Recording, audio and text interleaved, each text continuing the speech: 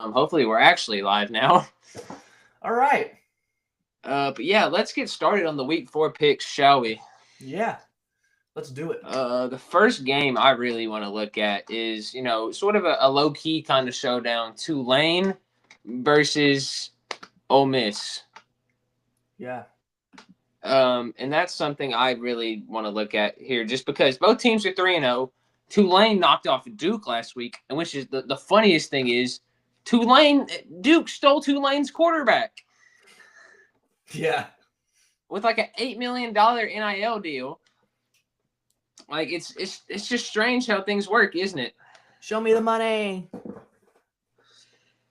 It's that little post I made last week on the video Get with that the get that NIL cash. um, but yeah, it's both teams 3-0, but they're playing at Vaughn Hemingway Stadium Mm-hmm. in Mississippi Yeah. at Ole Miss. It's just going to be quite the challenge for the Tulane Hurricanes. But Jake Radsliff, someone who's overcome a lot of adversity in the past year, someone who's honestly not doing too much, but he's winning football games, and that's all you can ask for. Yeah. No, without a doubt. Now, what I might see in this game, this sort of storyline, is that Austin Simmons is coming back from injury, I believe, for this game. Austin Simmons' stat line would be 4 touchdowns and 4 interceptions, while Jake Radsliff, 2 passing touchdowns and 6 rushing touchdowns, which is an interesting stat to look at.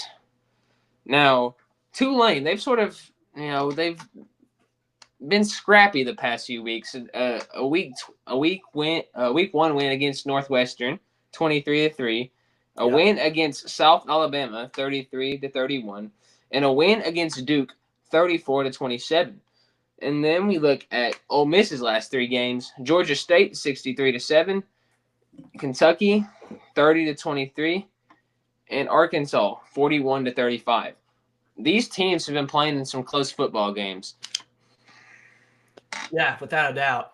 Um, Ole Miss, I think, is in a really good situation because they're 3-0, but they've already played 2 SEC games. So if they can keep on building their resume and keep on trajectorying in the right direction, they could be find themselves in the lead pack in the SEC if they just keep winning.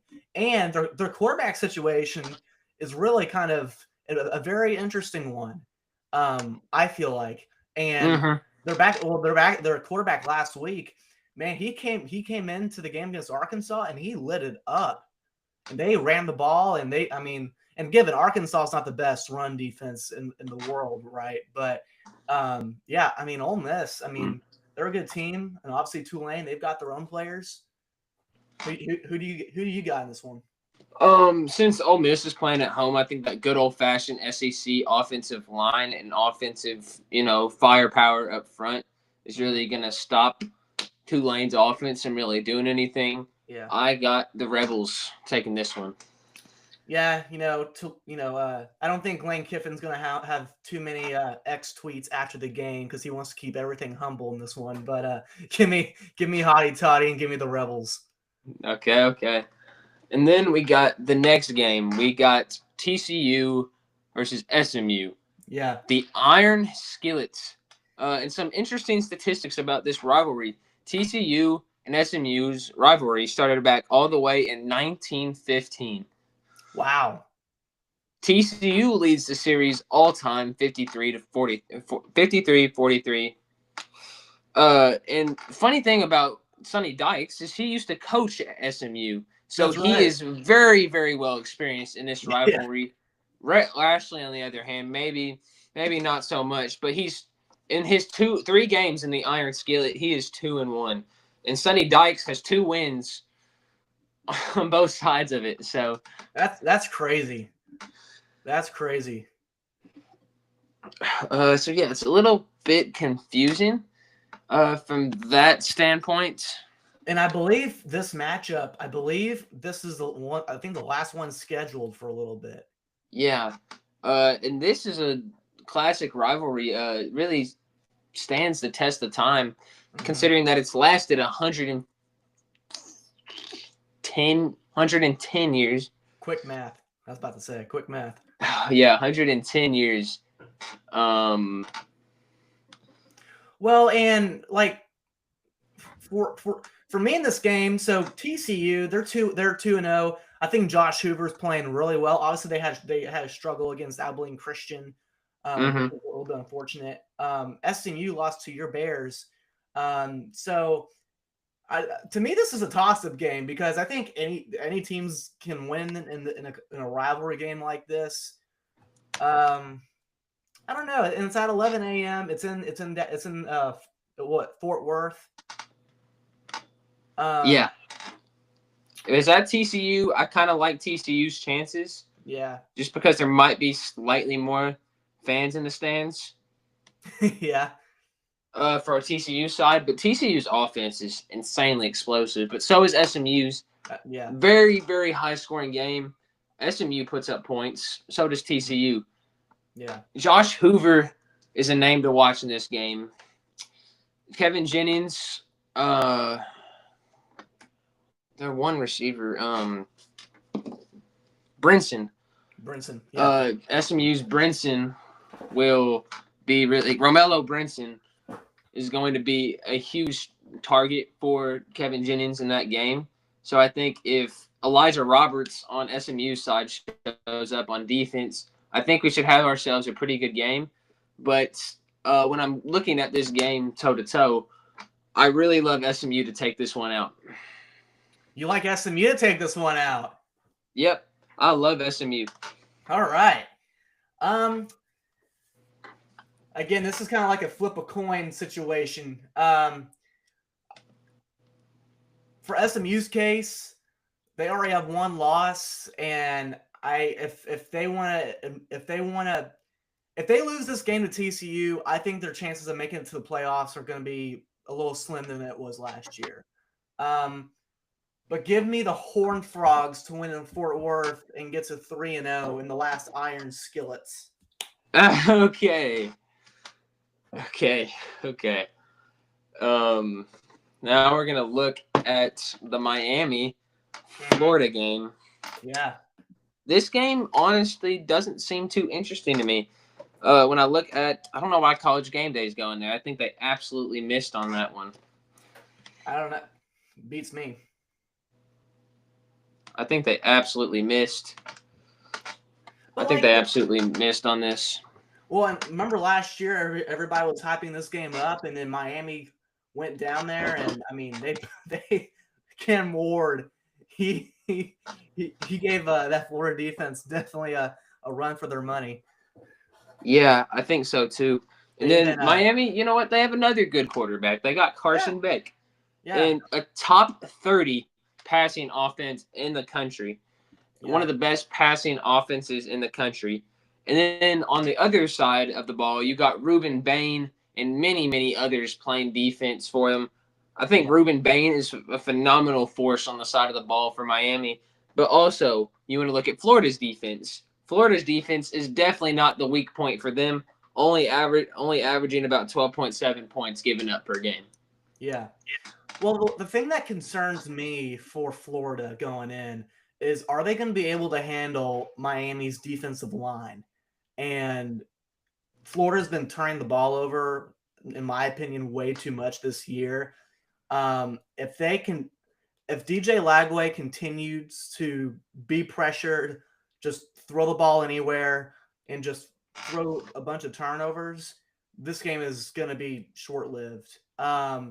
But on Five picks last week. But on the other hand, if these last couple of weeks were a wake-up call for him and he finally gets the rust shaken off and has a fantastic game, I could totally see Florida keeping this in a close range. But Miami's a top 5 team. They're going to be at home. It's going to be pretty tough. I really like Miami in this game. Yeah. Give me Miami by at least 21. I'm going a team from Florida. I'm going the Miami Hurricanes. All right. The best team in Florida. Yeah. Well, I was trying to get you there, but I know. And then, okay, we got the next one. We got Nebraska versus Michigan, which this is an interesting one. It's sort of split right down the middle. It's kind of another one of those coin toss type of games Mm-hmm. for, you Yeah. know, the Big Ten. And I Well, see Dylan Raiola, not a single interception thrown this season, 8 touchdowns, 72 for 94 on the season. mm-hmm. Very similar to a Patrick Mahomes type of gunslinging and playing football. But then you see on the other side, Bryce Underwood, who has had a bit of an underwhelming start to the year, 2 touchdowns and 1 interception. But their running back, Justice Hayes, is off to a hot start. Yeah.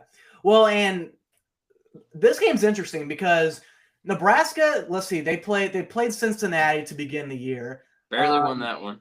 Yeah, they won that one. We wouldn't say Cincinnati is the best team in the world. But I would also say on the other side, Michigan, they've already played a top 20 battle in Norman against Oklahoma, and they came up short in that. Again, Dylan Raiola is playing really well, but this is kind of a statement game, I feel like, for Nebraska. If they really want to show college football and the Big Ten that they are real contenders, Michigan might not be the best team in the country or in the Big Ten this year, but I think if they can beat Michigan, that could send a huge message to the Big Ten overall. Mm-hmm. You know? And I really like Matt Rule as a coach. I really like Sharon Moore. I like Sharon Moore's emotion that he brings to the game. Yeah. When I see interviews, I see that guy bringing so much emotion and so much energy. But I also like Matt Rule. He's a hard nonsense, no nonsense type of coach, and I really really like that about him, and that's why I like Nebraska. Give me the Cornhuskers. You know what? I'm going to surprise you on this one. Michigan goes into Nebraska, but the Cornhuskers steal one late to beat the Wolverines. Okay, I like that. I totally think Nebraska wins. Yeah. And the fan favorite of this matchup seems to be Michigan. Michigan is overwhelmingly picked to win, 71-29 by fans. Wow. And the spread is about 1.5, so it is going to be a close game. Yeah, without a doubt. And then the next game I probably want to mention is Oklahoma versus Auburn. Yes. I tell you what, this game right here is a big game in the SEC. You've got two really good offenses, in my opinion. Obviously, John Mateer. And how about the former Oklahoma quarterback, Jackson Arnold, who's kind of making a name for himself down in Auburn? Yeah. And he sort of has the lighting written on the wall for him right now, just because they're saying Deuce Knight is the next great thing down there in Auburn, Alabama. Jackson Arnold is running on some thin time right now, considering that he is a junior. There's a very, very talented quarterback behind him, and it's just not a lot looking up for Jackson Arnold. But he's winning games, and he's keeping his starting job. But he knows if he has the least bit of slip up, his job is gone probably. Mm-hmm. So I think it's at Norman, Oklahoma. John Mateer has been playing up to par, just exactly like I thought he would. Yeah. He's the real deal. Five touchdowns, 3 picks, but I think you look at the rushing numbers too. I look at Jackson Arnold, a great dual threat quarterback, 4 touchdowns through the air, a couple more on the ground. Eric Singleton, a guy who's really solid too. Cobb, Jeremiah Cobb, who's been really solid for them. Mm-hmm. I think this run game is really going to surprise the Oklahoma Sooners in this game. I really, really love Auburn in this game. Give me Auburn to run all over the Sooners. Oh, wow. Okay. All right. Yeah. Well, the good thing for Oklahoma is that they actually have an offense this year. John Mateer's kind of slicing and dicing all over the place.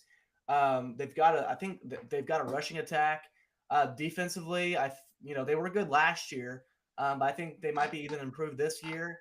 Auburn, though, I feel like for Auburn, if they get to 4-0 and they beat a team like Oklahoma, who's on the uprise right now, on the road, before playing A&M and College Station next week, that could be huge.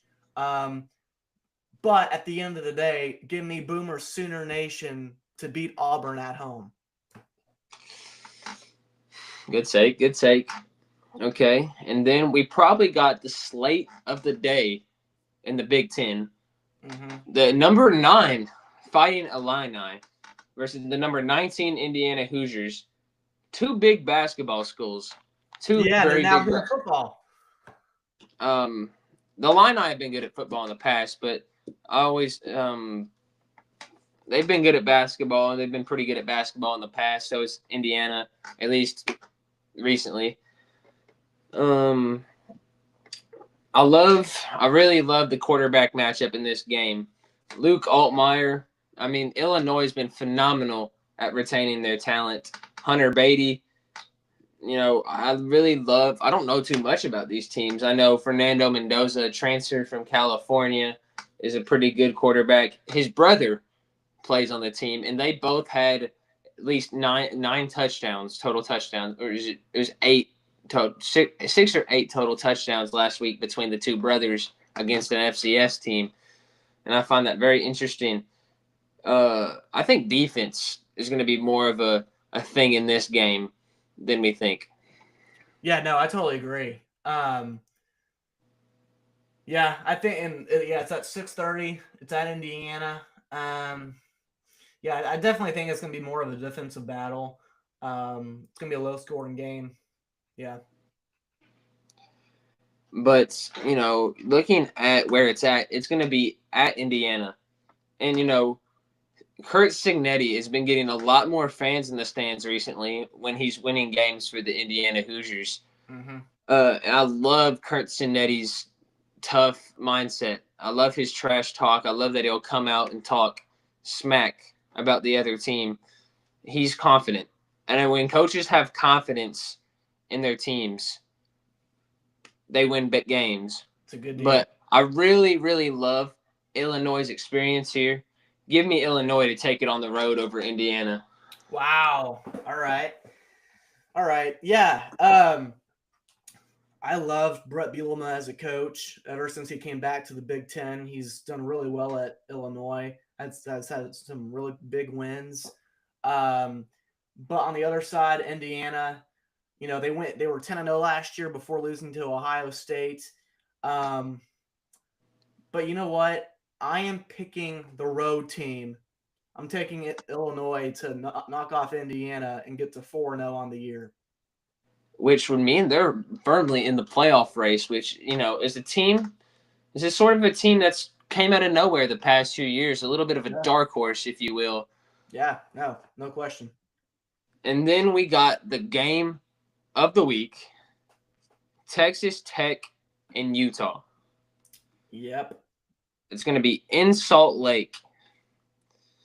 Texas Tech having one of the best defenses in the country, and Brennan Morton, 11 touchdowns to 1 interception. Whew. Texas Tech is a team that knows how to throw the ball. But on the other hand, we have Utah with Devin Dampier, the electric dual-threat quarterback with 7 touchdowns and being their leading rusher too. Mm-hmm. And Utah, I love their defense. I love their defense as well. 2 great teams, honestly, in the Big 12, showing who's really going to be the front runner in the Big 12. Yeah, no, without a doubt. And the fact that this is a 17 versus 16 matchup in the Big 12 this early in the season, I feel like is a big deal for the conference. At 11 a.m., it's kind of prime time. 11 a.m. is not prime time, dog. Well, prime time in the morning. I'll get to see the game, but it's not prime time. It's 11 a.m. Big Noon Saturday ruins everything. Probably on Fox that they tried to ruin Ohio State, Texas.